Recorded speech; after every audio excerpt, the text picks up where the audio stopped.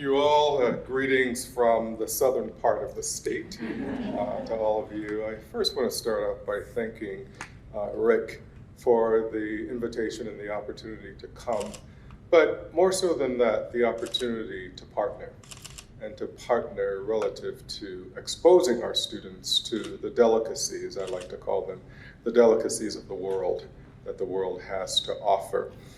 Being a first-generation person myself, I will never forget what traveling and studying abroad did for me and my life, and consequently for my family and for my community. That it was an experience that totally transformed everything that I thought.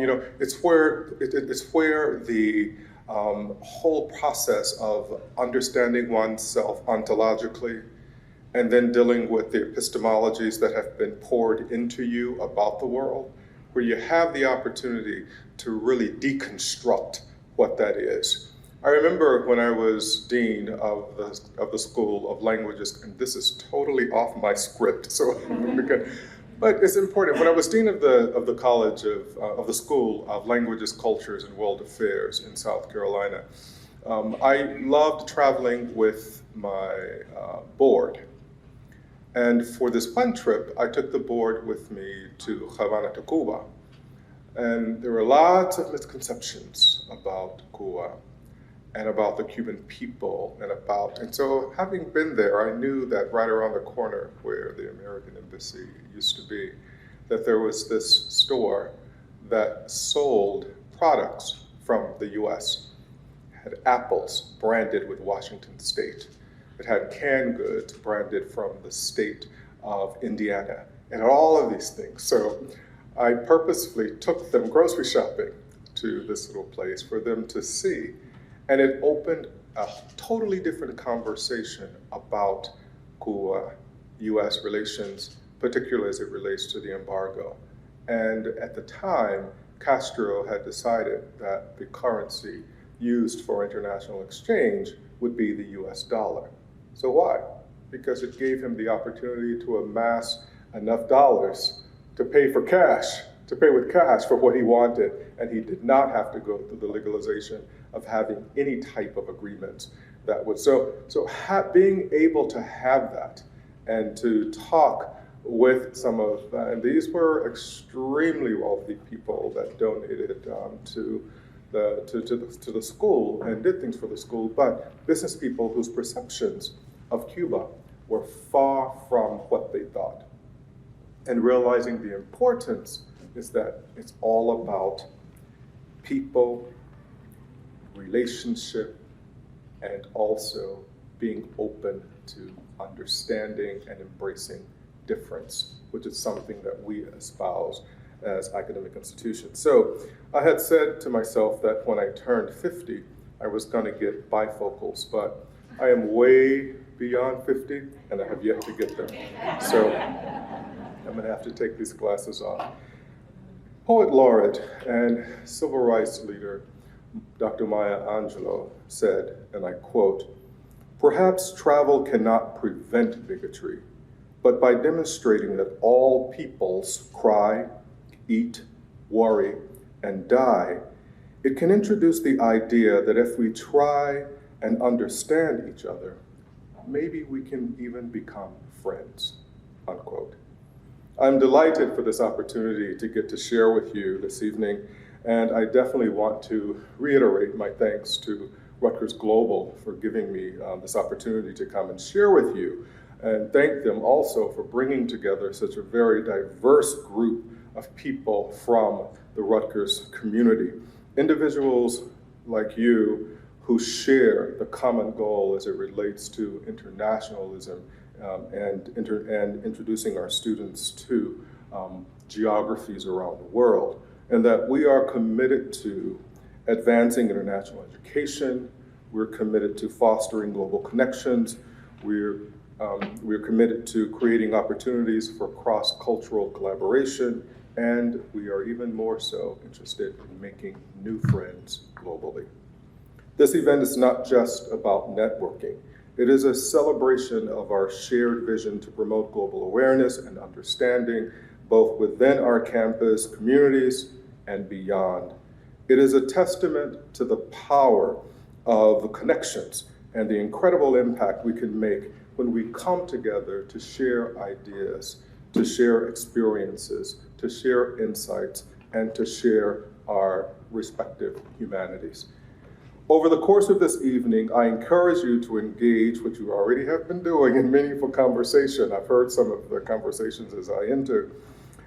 Establish new connections, deepen existing relationships. Learn about someone's favorite spot in the world as you share with them what yours is and what makes that spot special for you. Also, let this event be a platform where innovation and innovative ideas are born, nurtured, where partnerships are forged, and where the seeds of international collaboration are deeply sown. Rutgers Global is committed to empowering individuals like all of us to recognize the significance of global engagement in our rapidly evolving world. Together, we will contribute to build bridges of understanding and create opportunities that transcend borders for our faculty, for our staff, and also for our most precious commodity, our students. For my part, I want to take this opportunity just to share a little bit about Rutgers University in Camden and what we are doing as it relates to the global landscape. Rutgers Camden takes immense pride in growing our international footprint.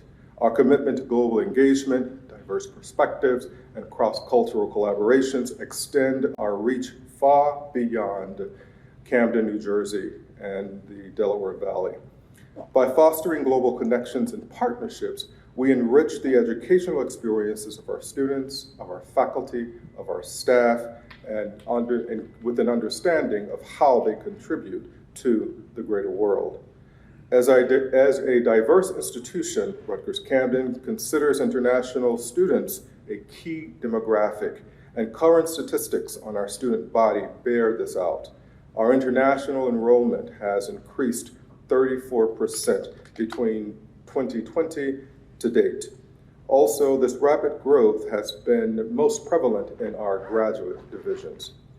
The internationalism of our university benefits our faculty, staff, students, and the entirety of our beloved Camden community. The global nature of our campus has helped us to attract faculty who hail from all around the world, and in turn, these educators expose our students to a broad range of perspectives and a broad range of cultures.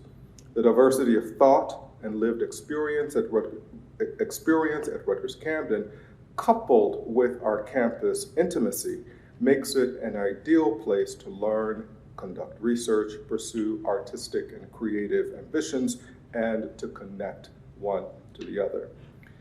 Now, let me take you through some of the specifics relative to how we are articulating internationalism and expanding the global footprint of Rutgers Camden. Our international footprint, as I mentioned earlier, encompasses a wide range of initiatives, from study abroad programs and like Rutgers Global. This is really weird, turning around and saying that. For the record, that is very freaky, but anyways. Our international footprint encompasses a wide range of initiatives, from study abroad programs that empower students to explore new horizons, to research collaborations that extend and connect our researchers to those abroad. Through these efforts, we continue to build bridges that connect. As I said, it's all about the leitmotif: connect, connect, connect. Our students, our faculty, our staff to their counterparts within the world, and it also broadens our perspectives and our horizons. And with the goal of our students, faculty, and our staff becoming more globally aware and more informed relative to their place in the global world and their responsibility as it relates to being global citizens. Our top 5 countries for international growth include India, China, Nigeria, Mexico, and also Ghana. But our international reach extends far beyond these key nations.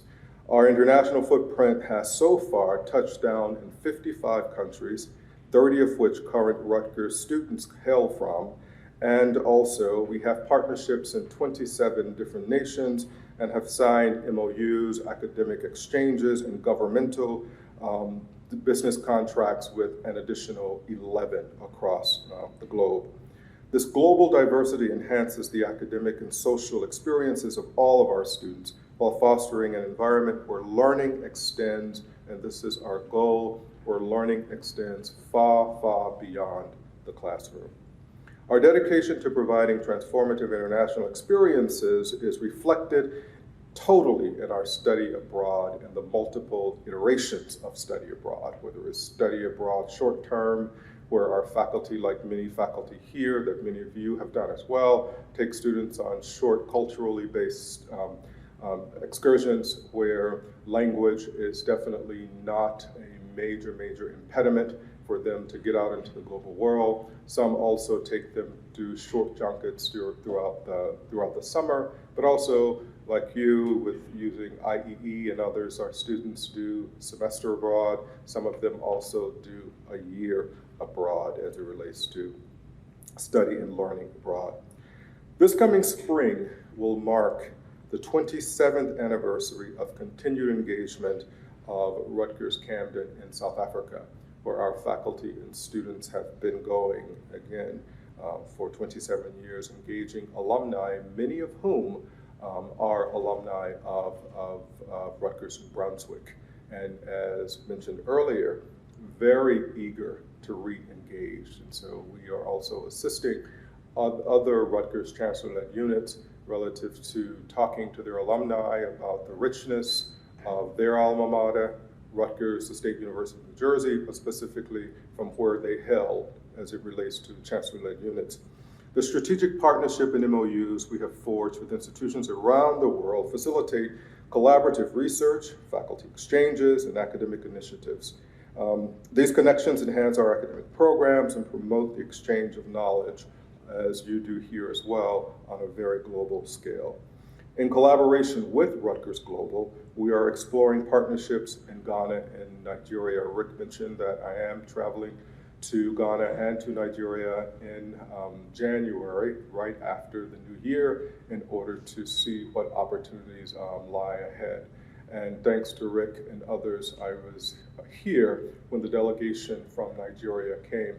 And I told them that after doing my 23andMe, I'm 69.9% Nigerian and supposedly from the region of Abuja. So if this academic thing doesn't work out, don't be surprised if you see me on Nollywood. So I'll go to become a Nollywood star. As many of you might recall, the Chronicle of Higher Education referenced that Nigeria and Ghana were the new China in recruiting international students, particularly graduate students. In the past 2 years, a majority of our international students at Rutgers Camden have come from Ghana and Nigeria. Rutgers Camden was invited to be a part of a delegation sponsored by the U.S. Department of Commerce and Rutgers Global to expand interest in Brazil, which is a soft spot in my heart. I too, like many of you, am a Fulbrighter, did 2 Fulbrights in Brazil, so really interested in getting our campus more engaged in Brazil. For many of you may not know, my academic background is that I'm a Latin Americanist, that my degree is in Romance Languages and Literatures with Spanish, French, and Portuguese. So I have a formal inclination towards globality. Rutgers Camden has had a previous existing relationship with an institute with which I'm well familiar, and I was saddened to know that that partnership had not continued in the city of Rio, and so we are going to work to reestablish those.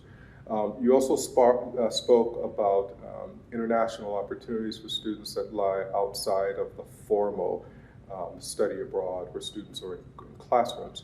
We're also working with the State University of Rio to look at experiential learning opportunities for our students, working with some of the artists groups that are there with our creative writing program and with our creative writing students. They are interested in what Rutgers does well. They are interested in how we have engaged and developed curricularly engaged community development and community scholarship. So we will be working with them, talking about what we do and to see if our model is a model in which they can appropriate. Looking into spring of 2024, we are currently exploring the elevation of our relationship with the School of Nursing in 2 geographies, in Romania and Budapest. Our nursing faculty have had a long-standing relationship as a result of Dean Nikitas, but more so of Dr. Marie O'Toole and her working with the nursing staff there. So we are looking to elevate those relationships. In the Camden College of Arts and Sciences, thanks to the efforts of someone that you probably all know, Dr. Gloria Onier Santiago, and her USAID grant that she got many years ago, we have elevated in Paraguay. We have signed an agreement with the university in Asunción, which is the national university. We've also signed an agreement with the, how do I want to say this in English? They are the premier funding agency for Paraguayans who are studying abroad for graduate degrees. It's called BECAL. So this fall of 2024, we are excited to welcome the first delegation coming from Paraguay for graduate divisions at Rutgers, Rutgers Camden. Just to finish up, just to talk a little bit more about what our faculty are doing. Like here, our students, they've traveled and faculty have taken them to Argentina, Ghana, Mexico, Cuba, England, Spain, and a host of other international geographies. We are deeply grateful to those who have provided unwavering support, like Rutgers Global, to help us as it relates to advancing what we consider to be a North Star for us down at Rutgers Camden as the world constantly and continually begins to be smaller, and the internet has definitely helped to facilitate that sense of globality. So, in conclusion, I don't want to bore you, but I do want to leave you with another quote. And this quote simply goes, and I quote, "Educational exchange can turn nations into people, contributing as no other form of communication can to the humanizing of international relations." And I wanted to leave you with that as we think about where our world is today and the importance of the work that we do, because it is only by exposing our students to different mind self, different cultural ethos, that we're going to be able to get to what he, J. William Fulbright, stated. And as a result of his efforts, many of us are now Fulbrighters or Fulbright scholars. So again, thank you, Rick. Thank you to Rutgers Global for allowing me the opportunity just to come and to share with you. Thanks so very much. Muito obrigado.